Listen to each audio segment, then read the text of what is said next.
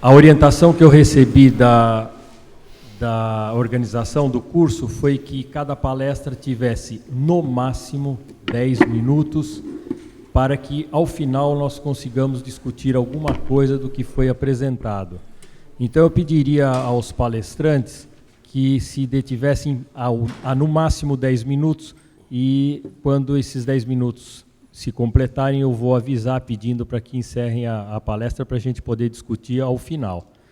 Eu queria chamar inicialmente o Dr. Osvandré Lesch para falar sobre a história natural da doença. Bom dia. Bom dia a todos, bom dia, Carreira.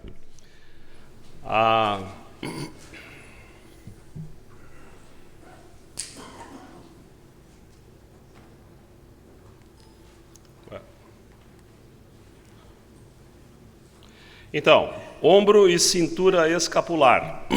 Um não funciona sem o outro. Isso nós temos que ter bem claro desde o princípio. E claro que nós conhecemos a anatomia, e isso não será visto nessa introdução.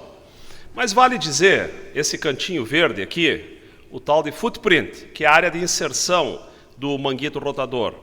Isto é muito importante para nós e sofre modificações ao longo do tempo, que é importante saber. Então, vai ser baseado exatamente nisso que eu vou trazer aos senhores, em nome do grupo de ombro lá do nosso instituto em Passo Fundo, o tema de evolução natural das lesões do manguito rotador. Esta é a nossa instituição. E eu começo dizendo que o manguito não é uma coisa...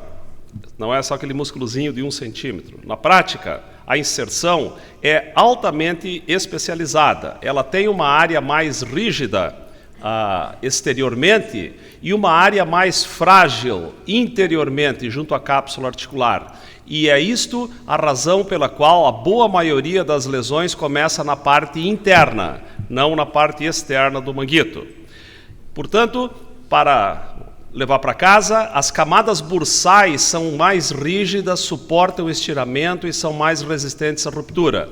As camadas capsulares internas não suportam também o estiramento e rompem com maior facilidade. As lesões, todos sabem, pode ser parcial, e ela daí mais frequentemente na bursa, dentro do tendão ou também na superfície articular, ou total. Isso não tem novidade para ninguém. Talvez a novidade para alguns seja essa classificação que foi trazida pelo Dr. Fukuda, mostrando então a lesão capsular, muito mais frequente, a lesão intersticial ou intramuscular ou intratendínea, e a mais rara de todas é do lado bursal. O Dr. Cofield trouxe, muitos anos atrás, uma classificação assim, tipo pequena, média, grande e extensa, mostrado isso de acordo com centímetros de evolução. Sempre tema de muita discussão, isso depois evoluiu. Mas, por que é importante conhecer isso? Porque artigos mais recentes comprovam que metade das lesões de manguito aumentam de tamanho ao longo do tempo. E 1/4 daquelas que eram inicialmente parciais evoluíram para totais. Portanto, primeira mensagem para levar para casa aqui: a cirurgia deve ser considerada num tempo mais ou menos precoce, inicial, para evitar que se aumente de lesão, para que a lesão aumente de tamanho. Uma outra mensagem para levar para casa diz a mesma coisa. Esse outro estudo de 2010 mostra que lesões totais foram aumentando de tamanho ao longo do tempo. E a mesma mensagem. Talvez com uma lesão menor seja mais simples de tratar para o cirurgião e para o paciente também. Depois também com relação à localização. Algumas lesões são mais posteriores, envolvendo o supra e o infra, geralmente. Outras são anteros superiores, envolvendo mais o supraespinhal, o cabo longo do bíceps e o subescapular. São localizações diferentes. Esta de trás costuma romper e retrair-se com mais facilidade. Já essa antero-superior, embora ela possa ficar grande também, ela retrai com muito menor facilidade. E ocorre cicatrização de tendão, ou seja, o número de tendões envolvidos é importante ou não? Claro que é. esse estudo de longo prazo mostra que, quando a ruptura é de apenas um tendão, muitos anos depois, permanece 90% de integridade. Quando envolve 2 tendões, a integridade tendínea é bem menor. Portanto, quanto menor a lesão, melhor para todas as partes. E claro, vocês conhecem, esse é um slide muito usado, muito conhecido, as lesões podem ter várias formas: triangular, crescente, linear, em L, etc. Isso tudo precisa ser considerado na hora da reparação. Ainda com relação a lesões extensas, o Dr. Cofield achava que era considerado extensa aquela que tivesse mais do que 5 centímetros no seu maior diâmetro.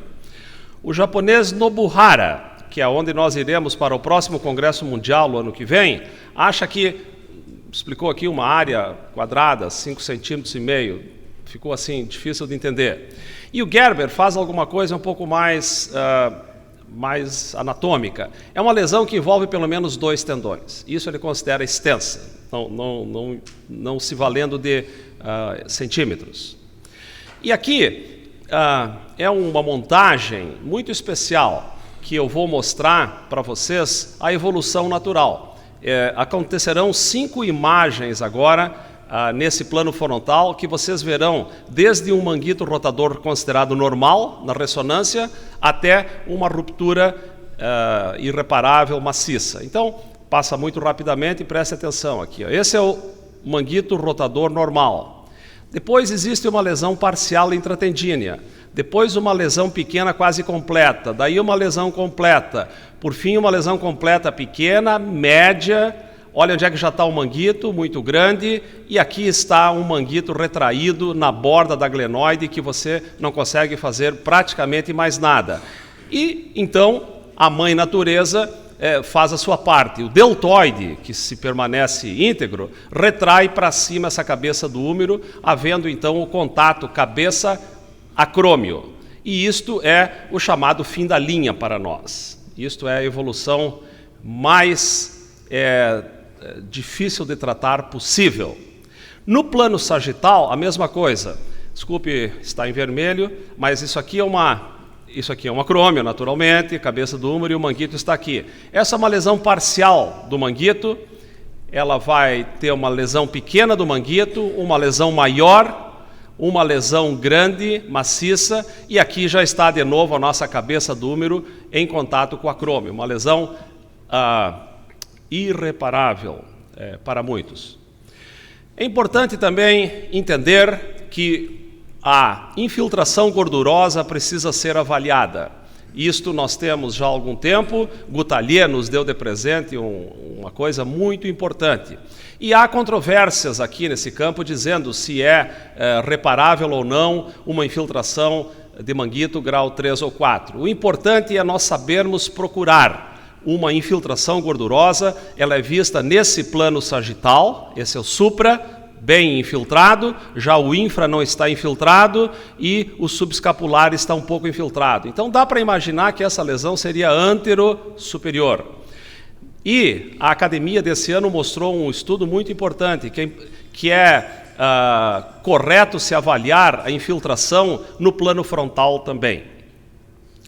Portanto, outra mensagem para levar para casa: a infiltração gordurosa piora com o tamanho da lesão. Você pode prever mais ou menos o tempo da lesão de acordo com essa infiltração gordurosa.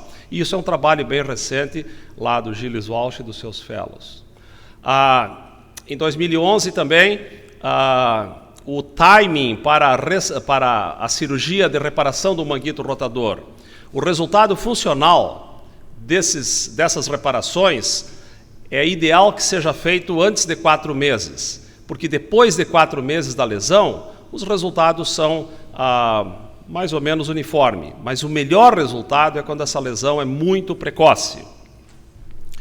Volto a Codman, um pouquinho de história, e para mostrar que o Codman já fazia diagnósticos de ruptura completa naquela época, e em caso de ruptura parcial, havia mais ou menos 40% da sua clínica de ombro. Então, é algo bastante frequente mesmo.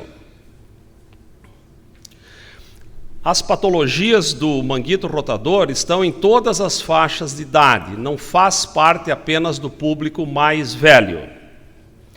Mas é importante dizer que elas aumentam com a idade. Pacientes com dor no ombro apenas, nos anos 40, a boa maioria não tem ruptura. As rupturas parciais aparecem nos anos 50 e ficam totais ou bilaterais em torno dos 60, 70 anos. Ombros assintomáticos, 13% achados de lesões em ombros assintomáticos. Na quinta década, 13%, na sexta década, 20%, na sétima década, 30%. Então vai aumentando de acordo com a idade esta lesão. Aqui também, ombros assintomáticos, depois de 60 anos, mais ou menos a metade dos pacientes. Importante dizer que é menor a força necessária para haver uma ruptura, quanto maior é a idade. E as prevalências acontecem nesta proporção, 30% a 60%, de acordo com o aumento da idade. Portanto, pessoas envelhecem e nossos músculos também envelhecem. E aqui estão as duas teorias da ruptura. A mais aceita hoje é aquela do fator intrínseco, que o músculo acaba envelhecendo e fisiologicamente leva à ruptura. Esta é uma teoria defendida pelo Dr. Hans Uthoff, que quase com 90 anos continua participando de congressos, etc. Um minuto. O Dr. Hans Uthoff baseado em ensinamentos do Codman, e esse é um slide que eu ganhei emprestado do Rômulo, disse o seguinte, que o ligamento coracoacromial tem uma função importante e não deveria ser dividido em qualquer cirurgia, esse ligamento coracoacromial, porque há uma congruência entre a cabeça do úmero e a conformação desse ligamento coracoacromial, sendo muito semelhante com a cavidade glenoide. Esta é a zona crítica, a inserção do manguito, onde existe uma inadequada vascularização que aumenta com a idade e essa ruptura parcial evolui para uma ruptura total. E há então um ciclo vicioso. A tração causa hipovascularização, degenera para ruptura parcial, que vai piorando com a idade. O manguito fraco faz com que o deltoide tracione, fazendo uma migração superior da cabeça do úmero, impacta quanto ao acrômio, causa dor. Essa dor causa o desuso, a hipotrofia, a cintura escapular e o ciclo está formado. Então, outras teorias mostram que o papel do acrômio não teria muita função na etiologia da ruptura do manguito. Tanto faz ter um acrômio 1, 2 ou 3, esse espaço está sempre preservado. E eu finalizo aqui, Carreira, mostrando esse slide. Eu vou passar esses aqui, só para mostrar a próxima teoria.